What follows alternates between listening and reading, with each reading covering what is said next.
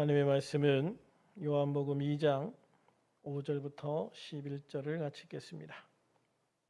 그의 어머니가 하인들에게 이르되 너희에게 무슨 말씀을 하시든지 그대로 하라 하니라.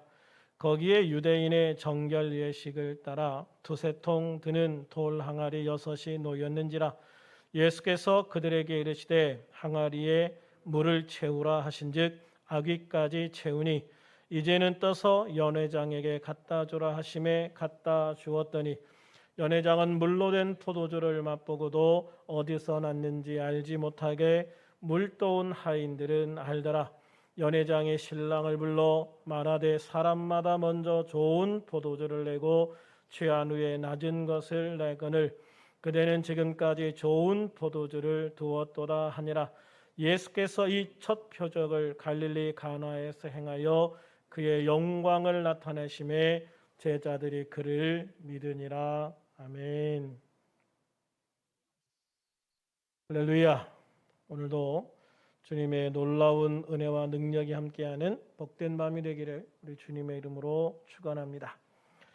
우리는 요한복음을 통해서 예수님의 첫 번째 기적인 물로 포도주를 만든 사건을 통해 중요한 교훈을 함께 나누고 있습니다. 우리는 오늘 말씀을 통해서 예수님의 어머니 마리아의 믿음과 하인들의 순종을 통한 믿음의 역사를 나누었습니다. 오늘은 예수님이 물로 포도주를 만든 이 놀라운 기적의 의미가 무엇인가에 대해서 함께 나눠보려고 합니다. 예수님이 물로 포도주를 만든 이 기적은 첫째로 예수님이 그리스도로서 신성을 분명히 보여주는 기적이었다라는 것입니다. 본문 9절에 보면 연회장은 물로 된 포도주를 맛보고도 어디서 났는지 알지 못하되 물떠온 하인들은 알더라라고 했습니다. 하인들이 떠간 물이 연회장의 손에서 포도주가 된 것입니다. 이 기적은 인간으로서는 도저히 할 수 없는 기적이었습니다. 물론 사탄이나 마귀도 할 수 없는 기적이었습니다. 예수님의 이 기적은 창조주 하나님으로서만 할 수 있는 능력이었습니다. 이것을 통해 성경은 예수님이 자연을 지배하는 하나님의 능력을 가지고 계심을 세상에 분명하게 보여주고 있는 것입니다.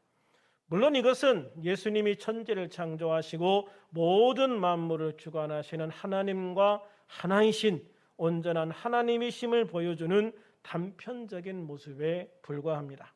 예수님은 이후에 많은 병자들을 고치시고 귀신 들린 자를 고치셨으며 바람과 바다를 잔잔하게 하시는 기적과 오병이어의 기적도 행하셨습니다. 그러나 그 어떤 기적도 물로 포도주를 만든 기적만큼 놀라운 기적이라고는 할 수 없다고 생각을 합니다.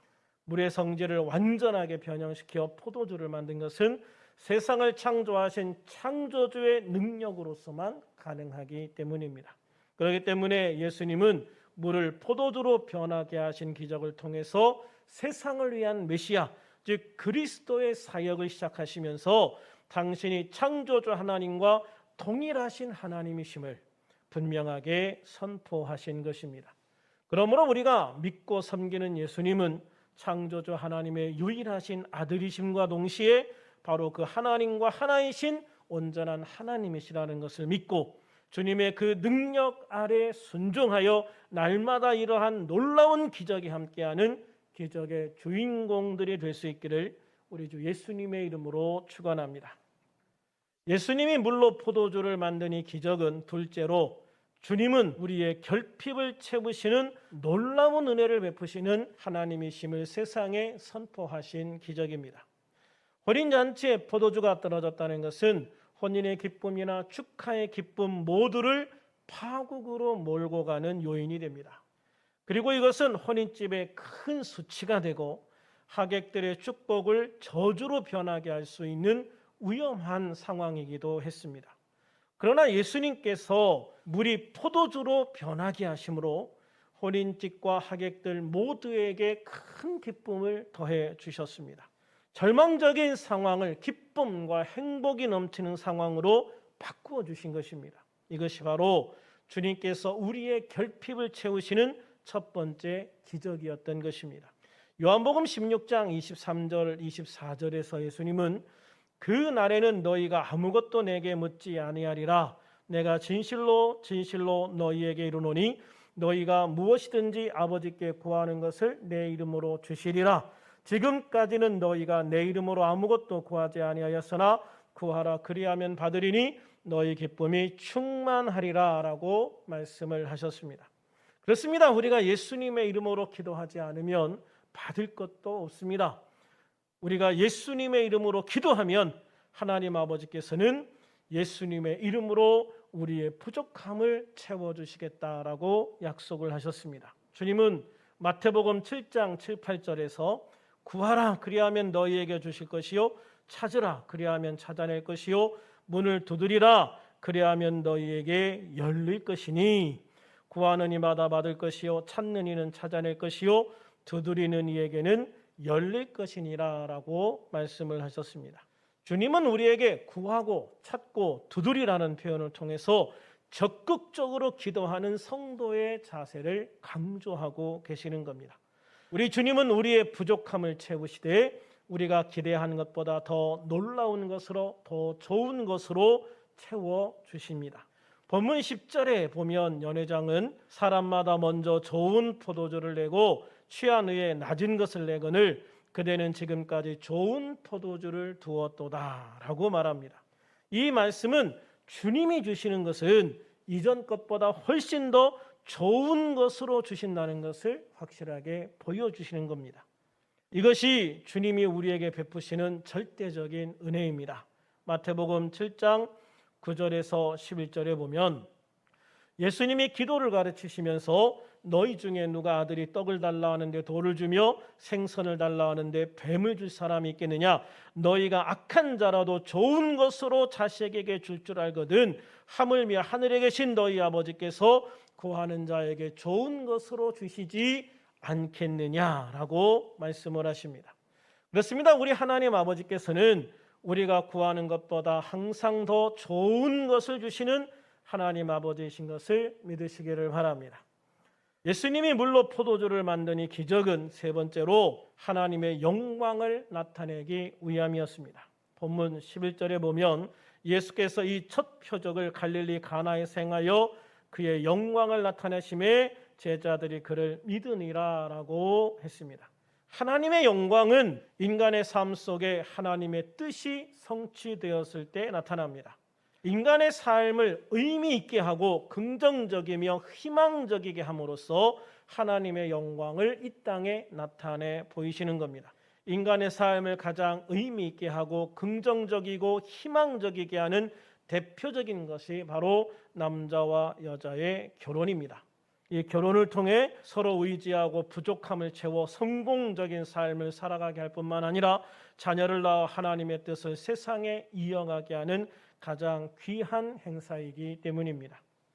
예수님께서는 바로 그 인간의 혼인 제도를 인정하시고 물로 포도주를 만드심으로 그 혼인을 축복해 주심으로 말미암아 하나님의 영광을 사람들에게 나타내 보여주신 것입니다. 바로 이 부분이 기도 응답의 가장 중요한 핵심 중에 하나입니다. 야고보서 4장 2절에서 3절에 보면 너희가 얻지 못함은 구하지 아니하기 때문이요 구하여도 받지 못함은 정욕으로 쓰려고 잘못 구하기 때문이라고 하셨습니다. 성도들이 하나님의 응답을 받지 못하는 이유가 두 가지인데 하나는 기도하지 않기 때문이고 또 다른 하나는 잘못 구하기 때문이다라는 겁니다.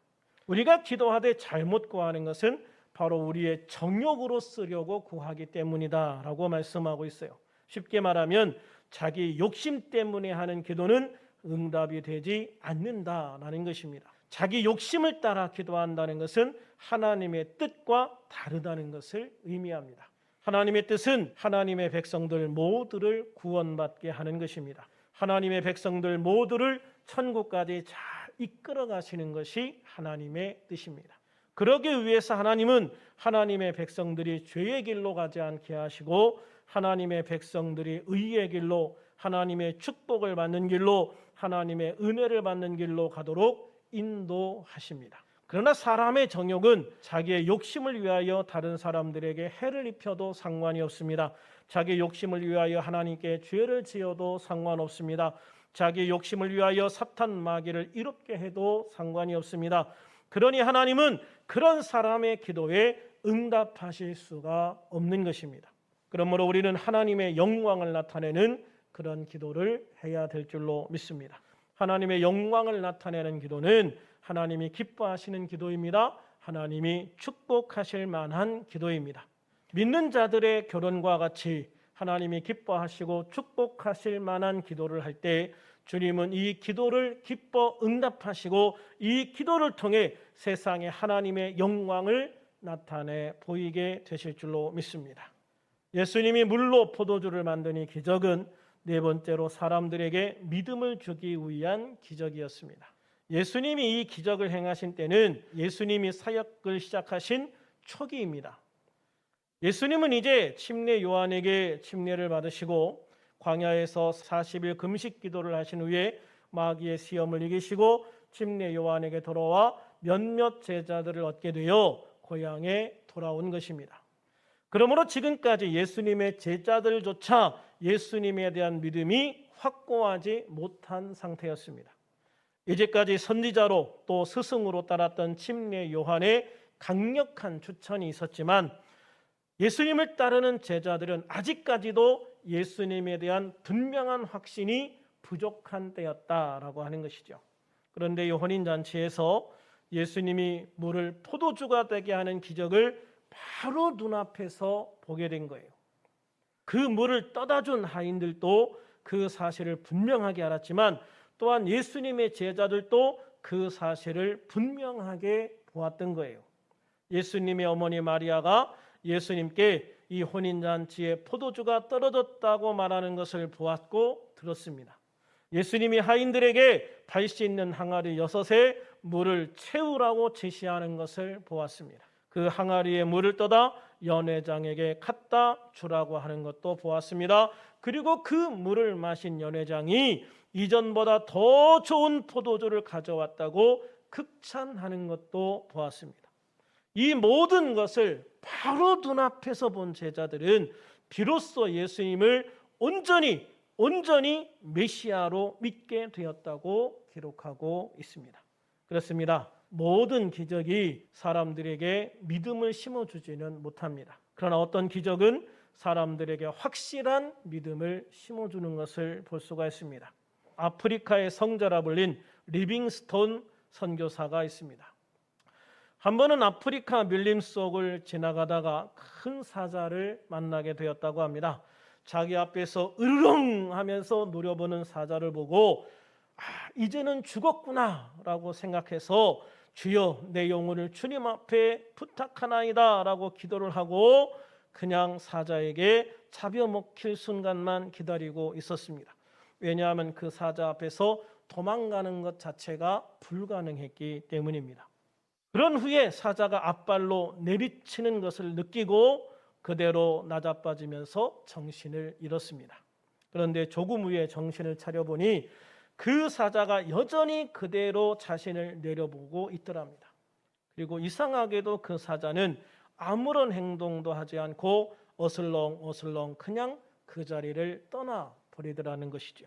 그 사자가 간 뒤 원주민들이 모여들더니 이 사람은 사자가 보고서도 죽이지 않은 것으로 보아 특별한 사람인 것 같아 라고 말을 하면서 이 사람의 말을 믿지 않으면 우리가 누구를 믿겠느냐라고 하더라는 것이죠. 그리하여 그 부족 전체에게 복음이 전파되었다고 합니다. 하나님은 필요할 때 필요한 기적을 통해서 놀라운 일을 세상에 보여주십니다. 그리고 그 기적을 통해서 사람들이 예수님의 복음을 믿게 하시죠. 지금 우리에게 가장 필요한 것이 바로 이러한 기적이 아닌가라는 생각을 하게 됩니다. 내가 마리아와 같은 믿음을 가지고 하인들처럼 순종하여 물이 포도주가 되게 하는 놀라운 기적, 예수님이 이 세상의 구원자 메시아이심을 분명하게 보여줄 수 있는 기적, 그런 기적이 우리 가운데 일어나는 우리들 교회가 되기를 소망합니다. 그래서 이 코로나로 인해서 교회와 하나님에 대한 부정적인 사람들에게 우리 주 예수님이 세상의 메시아이심을 확실하게 보여줄 수 있는 그러한 기회가 되기를 소망합니다. 우리 주 예수님은 창조주 하나님만이 하실 수 있는 놀라운 창조의 변화, 바로 물로 포도주를 만드신 하나님이십니다. 우리를 죄 가운데서 구원하여 하나님의 백성, 하나님의 자녀로 삼으실 수 있는 유일한 구원자이십니다. 마지막 때에 세상을 심판하실 유일한 심판주이십니다. 오직 예수님만이 세상을 구원할 유일한 길이요 진리요 생명이십니다. 그러므로 예수님으로 말미암지 않고는 그 누구도 하나님 아버지께 갈 자가 없는 것입니다. 우리의 삶에 우리 주 예수님을 통해서 물이 포도주가 되는 놀라운 축복이 늘 함께하기를 우리 주 예수님의 이름으로 축원합니다. 그리고 오늘 이 밤 우리가 기도할 때 물이 포도주가 되어지는 그 놀라운 기적, 하나님의 놀라운 능력이 함께하는 이 기도의 밤이 되기를 주님의 이름으로 다시 한번 축원합니다.